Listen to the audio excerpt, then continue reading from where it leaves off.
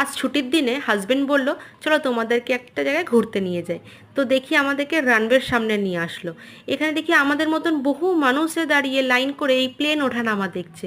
সত্যি কথা বলতে কখনো এত কাছ দিয়ে মানে চোখের সামনে এভাবে প্লেন ওঠানামা দেখিনি।